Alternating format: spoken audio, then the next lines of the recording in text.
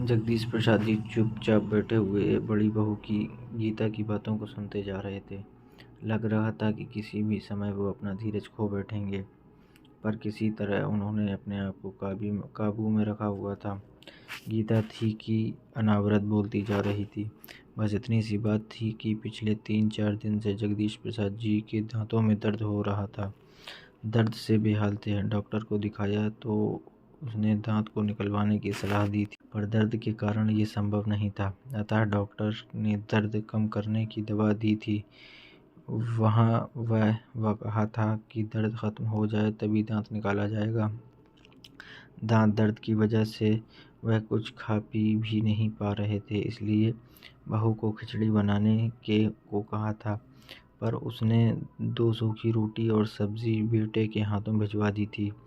जगदीश प्रसाद जी ने थाली को हाथ तक नहीं लगाया और अब बहू गीता जोर जोर से चिल्लाकर बोल रही थी, जब खाना ही नहीं होता तो पहले ही बता दिया करो। कितना भी करो इनके नखरे खत्म ही नहीं होते। वो ये सब बातें समझने के लिए तैयार ही नहीं थी कि दांत दर्द की वजह से ससुर जी चपाती चबाने में असमर्थ हैं, और गुस्से में थाली उठाकर बाहर चली गई। जगदीश प्रसाद जी ने एक गहरी सांस ली और अपनी छड़ी उठाकर अपने लंगोटिया दोस्त कैलाशनाथ जी के घर की ओर चल दिए। आज उनका दिल बहुत उदास था। अपनी दिवंगत पत्नी की याद उन्हें आने लगी और सड़क के किनारे बने एक बेंच पर बैठ गए। अतीत ने तीव्रता के साथ उनकी यादों में प्रवेश किया। जगदीश प्रसाद जी सरकारी कार्यालय में सेवारत थे। उनके 3 बेटे थे, अनिल, सुनील और राजेश। तीनों ही पढ़ाई में अच्छे थे। उनकी पत्नी कांता एक कम पढ़ी लिखी लेकिन मेहनती व स्वाभिमानी स्त्री थी, जो कुशलता के साथ उनके घर का संचालन करती थी।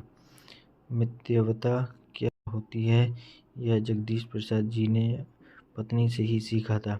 इसलिए महीने के अंत में अपनी पूरी पगार वो पत्नी के हाथ में ही सौंप देते थे और खुद निश्चित हो जाते थे।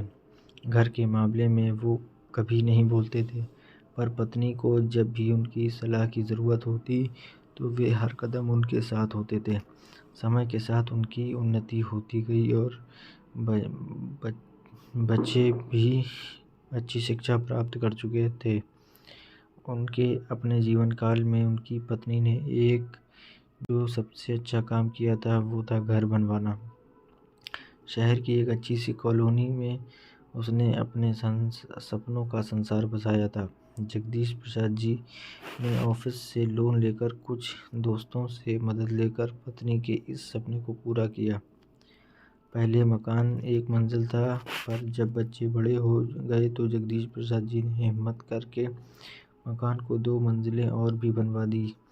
उनके तीनों बेटों की शादी हो गई और तीनों बेटों के 2-2 बच्चे भी पैदा हो गए थे, और अब जगदीश प्रसाद जी अपने छोटे बेटे के साथ निश्चित निचली मंजिल पर रहते थे। अनिल व सुनील दूसरी मंजिल और तीसरी मंजिल पर रहते थे। रसोइयाँ सबकी अलग अलग थीं। बस त्योहार वाले दिन सब एक जगह इकट्ठे होकर त्योहार मनाते थे। मुँह से तो कोई कुछ नहीं कहता था, पर राजेश की पत्नी को बहुत तकलीफ होती थी कि सारा काम मुझे ही करना पड़ता है। दोनों भाभियाँ बस हाथ हिलाने के लिए आ जाती थीं। उधर दोनों का कहना था कि रसोई तो तुम्हारी है तो जिम्मेदारी भी तुम्हारी है, पर ये बातें कभी भी झगड़े का रूप धारण नहीं कर पाती थीं, क्योंकि कांता जी खुद भी एक मेहनती महिला थीं, जो उम्र के दौर में भी चुस्त दुरुस्त थीं। सारा दिन कुछ न कुछ करते रहना उनकी आदत थी। इसी कारण काम को लेकर बहुएं ही उन पर निर्भर थीं। जगदीश प्रसाद जी जब भी अपनी पत्नी के साथ बैठते थे तो कहते थे, अब हमें किसी प्रकार की चिंता नहीं है, पेंशन तो आएगी ही, बस आराम से गुजारा हो जाएगा। जवानी में जो सपने मैं तुम्हारे पूरे नहीं कर पाया वो अब करूँगा। और पत्नी हल्के से मुस्कुराकर अपनी सहमति प्रकट कर देती थी। पर जगदीश प्रसाद जी का ये सपना कभी पूरा नहीं हो पाया और एक दिन पत्नी उन्हें अचानक छोड़कर हमेशा के लिए चली गई। जगदीश प्रसाद जी के तो जैसे दुनिया ही उजड़ गई, पर होनी को कौन टाल सकता था।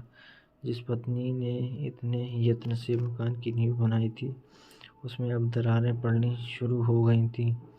हालात इतने बदल गए थे कि त्योहार के समय एक दूसरे को बधाई देने में भी सबको कष्ट होने लगा था। सब अपनी अपनी गृहस्थी में मस्त हो गए थे। एक अकेले जगदीश प्रसाद जी ही रह गए थे जो सब कुछ समझ रहे थे, पर उम्र के इस दौर में अपने आप को असहाय महसूस करने लगे थे। 2 दिन पहले ही वो जब अचानक घर में घुसे तो उन्हें बेटों व बहुओं की आवाज़ सुनाई दी। कौतूहलवश वे चुपचाप खड़े हो गए और उनके मुख का वो ठिकाना ना रहा जब उन्होंने सुना कि तीनों बेटों ने उन्हें 2-2 महीने के लिए बांट लिया है। छोटी बहू को शिकायत थी कि जब मकान में सबका बराबर का हिस्सा है तो उस पिताजी की सेवा में भी सबका बराबर का हिस्सा होना चाहिए। मैं भी थोड़ा आज़ाद रहना चाहती हूँ, जो कि पिताजी के कारण संभव नहीं हो पा रहा है। तकलीफ़ तो सबको हो रही थी, पर कोई चारा नहीं था। अब जगदीश प्रसाद जी 3 हिस्सों में बँट गए थे। ज़िंदगी यूं ही चलती जा रही थी। 2 महीने कभी एक बेटे के पास, फिर दूसरे और फिर तीसरे के पास। मुसीबत तो तब आती थी जब कभी महीने के अंत में यदि उनकी तबीयत ख़राब हो जाती तो इलाज यह सोचकर नहीं कराया जाता था कि अब तो 4 दिन के बाद दूसरे बेटे के पास जाना ही है, वो ही इलाज करा देगा। आज जगदीश प्रसाद जी के सब्र का बांध टूट गया था। 2 दिन पहले ही उन्होंने दांत निकलवाया था। उनका दिल कुछ मीठा कुछ नर्म खाने का हो रहा था। उन्होंने अपनी मंझली बहू को हलवा बनाने के लिए कहा और अलका का जवाब था कि मैं अभी खाली नहीं हूँ और आपको और कुछ तो सोचता नहीं, इस उम्र में भी खाने की पड़ी है। 2 दिन के बाद मोना छोटी बहू के पास जाएंगे तो वहीं खा लेना। मैं किटी पार्टी के लिए लेट हो रही हूँ। और जगदीश प्रसाद जी के सब्र का पैमाना छलक गया। आज तक वो अपने बेटे बहुओं की सब ज़्यादतियाँ बर्दाश्त कर रहे थे, पर आज तो हद हो गई। आंखें आंसुओं से भर गईं और वे कैलाश जी के घर चल पड़े। कैलाश जी उनके बचपन के मित्र थे। शिक्षा प्राप्ति से लेकर सेवानिवृत्ति तक दोनों साथ ही रहे। कैलाश नाथ जी थोड़े व्यवहारिक बुद्धि वाले व्यक्ति थे। वे दिल नहीं दिमाग से सोचते थे। उन्होंने अपने दोस्त को कई बार समझाया था कि थोड़ा रौब रखा करो। किस बात की तुम्हें कमी है? मकान अभी तुम्हारे नाम है। बेटे बहू जब भी सर पर बैठने की कोशिश करें तो धमकी दे दिया करो कि किसी को भी हिस्सा नहीं दूंगा। पर जगदीश प्रसाद जी को ये बात नामंजूर थी। उनका कहना ये था कि जब मकान बनवाया ही बच्चों के लिए है तो ऐसा सोचना किस लिए। लेकिन आज उन्हें लग रहा था कि अब कुछ करने का समय आ ही गया है।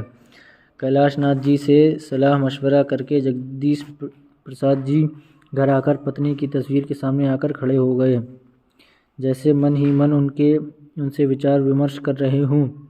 एक दृढ़ निश्चय उनके चेहरे पर आया और वे भूखे पेट ही सो गए। किसी ने भी खाने के लिए नहीं पूछा। उन्हें पता था कि उनके तीनों बेटे पत्नियों के साथ गर्मियों की छुट्टियों में बाहर जा रहे हैं। किसी को यह ख्याल नहीं था कि पिताजी क्या खाएंगे, कैसे रहेंगे। जगदीश प्रसाद जी ने भी कुछ नहीं कहा।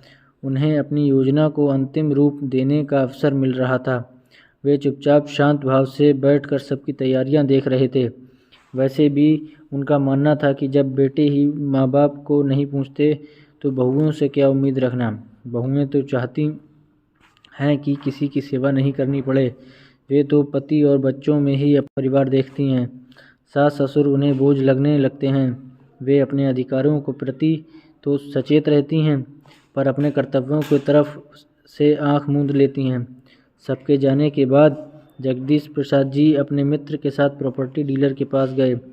प्रॉपर्टी डीलर कैलाश नाथ जी के पुत्र का खास दोस्त था।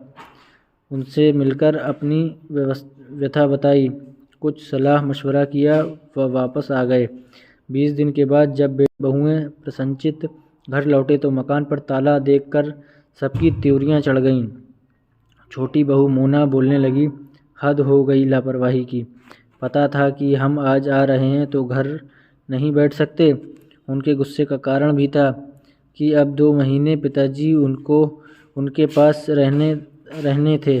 काफ़ी देर इंतज़ार करने के बाद अनिल व सुनील कैलाशनाथ जी के घर की ओर चल दिए और उनके पैरों तले ज़मीन खिसक गई जब उन्हें पता चला कि पिताजी ने मकान 10 लाख में बेच दिया है और अब वे कहाँ हैं किसी को कुछ नहीं पता। तीनों परिवारों को समझ नहीं आ रहा था कि ये सब क्या हो गया है। उन्हें लग रहा था कि यह एक भद्दा मजाक है जो पिताजी ने उनके साथ किया है। गुस्से में तीनों भाई उबल रहे थे। पिताजी ऐसा कैसे कर सकते हैं? मकान की कीमत लगभग 1 करोड़ की थी तो पिताजी ने 10 लाख का घाटा क्यों उठाया? ये उन सबकी समझ से बाहर था। कोई चारा न देखकर सब अपनी ससुराल चले गए। अगले दिन बड़े बेटे के पास कैलाशनाथ जी का फ़ोन आया और उन्होंने तीनों पुत्रों को अपने पास बुलाया और कहा कुछ आवश्यक सूचना देनी है। शाम तक का इंतज़ार भी सबको भारी पड़ रहा था। कैलाशनाथ जी के पास से जो सूचना उन्हें मिली उससे तीनों की ज़ुबानों पर ताला लग गया था। दिमाग जैसे कुंद हो गया था। सोचने समझने की शक्ति ने जैसे साथ ही छोड़ दिया। कैलाशनाथ जी के अनुसार जगदीश प्रसाद जी हरिद्वार चले गए हैं और उन्होंने वहां पर एक घर ले लिया है। अब वह वहीं रहेंगे। ये समाचार पूरे परिवार पर एक भारी प्रहार। बहुत अनुनय विनय करने पर कैलाशनाथ जी से वे पिताजी का पता प्राप्त कर सके और हरिद्वार की ओर उड़ चले। पिताजी का यह कदम उनकी समझ से बाहर था। हरिद्वार पहुंचकर पिताजी को देख एक और झटका लगा। पिताजी तो प्रसन्नचित्त और स्वस्थ लग रहे थे। बेटे बहुओं को देखकर उनकी होंठों पर मुस्कान आ गई। प्रसन्न दिल से उनका स्वागत किया और दीपक कहकर किसी को आवाज़ दी। आवाज़ सुनते ही 10-12 साल का एक लड़का खड़ा हो गया। सबके कौतूहल से उसे देखा। जगदीश प्रसाद जी ने सबकी नज़रों को नज़रअंदाज किया और दीपक को 6 प्लेट गरम गरम हलवा लाने के लिए कहा। इसी बीच जगदीश प्रसाद जी सबसे बच्चों की कुशलता के बारे में जानते रहे। बेटे एक दूसरे की तरफ देख रहे थे कि कौन पहल करे। किसी की हिम्मत नहीं हो पा रही थी कुछ पूछने की। इतने में ही दीपक एक ट्रे में 6 प्लेट लेकर आ गया और सबको एक एक प्लेट पकड़ा दी। किसी ने भी प्लेट को हाथ नहीं लगाया। किसी को बोलते ना देखकर जगदीश प्रसाद जी ने कमान अपने हाथों में ली और बोलने लगे, तुम सबको हैरानी हो रही होगी और गुस्सा भी आ रहा होगा कि पिताजी को ये क्या सनक सवार हो गई है, लेकिन कारण भी तुम ही लोग हो। मैंने और तुम्हारी माँ ने तुम लोगों को कभी भी किसी प्रकार की कमी नहीं आने दी। तुम्हारी माँ ने मेरी एक अकेली तनख्वाह से कितनी कुशलता से घर को चलाया, ये मुझे तुम सबको बताने की ज़रूरत नहीं है। आज मुझे ये कहने में कोई शर्म नहीं है कि उसने अकेले तुम सबको अपने प्यार में बांध रखा था, पर तुम 6 लोगों ने अपने बाप को ही किस्तों में बांट लिया। पर चलो कोई बात नहीं, कम से कम 2 वक्त की रोटी तो शांति से दे सकते थे, पर वो भी नहीं हो पाया। पार्लर और किटी पार्टी में जाने के लिए सबके पास वक्त था, पर मेरी 2 रोटियां सबको भारी पड़ रही थीं। तुम सभी को अच्छी तरह से मालूम था कि जिसके पास भी मैं रहता था अपनी पेंशन वहीं खर्च करता था, लेकिन मेरी दवाई के लिए किसी के पास पैसे नहीं होते थे। तुम सबको अपने अधिकार पता थे, पर इस बूढ़े के प्रति तुम्हारे कुछ कर्तव्य भी हैं, यह तुम में से किसी को भी याद नहीं रहा।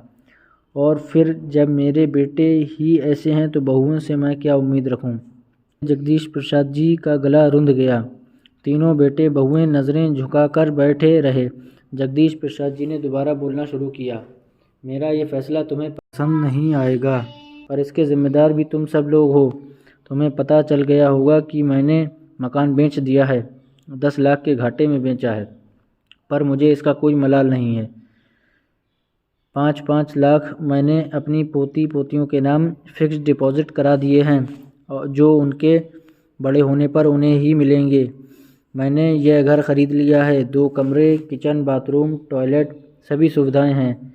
उसमें जो कमी थी वो मैंने जुटा ली है। मैंने इसके लिए आश्रम को 15 लाख दे दिए हैं। मेरे मरने के बाद यह घर आश्रम का हो जाएगा। अभी जिस लड़के को तुमने देखा है वो एक अनाथ लड़का है जो अब मेरे साथ रहता है। मैंने एक स्कूल में उसका नाम लिखवा दिया है, पढ़ता भी है और मेरी सेवा भी करता है। 2 लाख मैंने इसके नाम से भी जमा करवा दिए हैं। बाकी जो बचा कुचा कितना बचा उसका हिसाब तुम लोग लगा लो। मैंने बैंक में जमा करा दिए हैं। बैंक से जो इंटरेस्ट आएगा उसे मेरा खर्च आराम से चल जाएगा। मैं अपना खर्चा आराम से चला लूँगा। अब तुम लोगों को मेरी तरफ से पूरी आज़ादी है, जैसे चाहो वैसे रहो। ये सब कहकर जगदीश प्रसाद जी चुप हो गए और आराम कुर्सी पर बैठकर अपनी आंखें बंद कर लीं। तीनों बेटे बहुओं को समझ नहीं आ रहा कि पिताजी इन बातों पर अपनी क्या प्रतिक्रिया प्रकट करें, और सामने पड़ी हलवे की प्लेट को देखकर अलका सोच रही थी कि एक प्लेट हलवे की कितनी बड़ी कीमत सबको चुकानी पड़ गई है।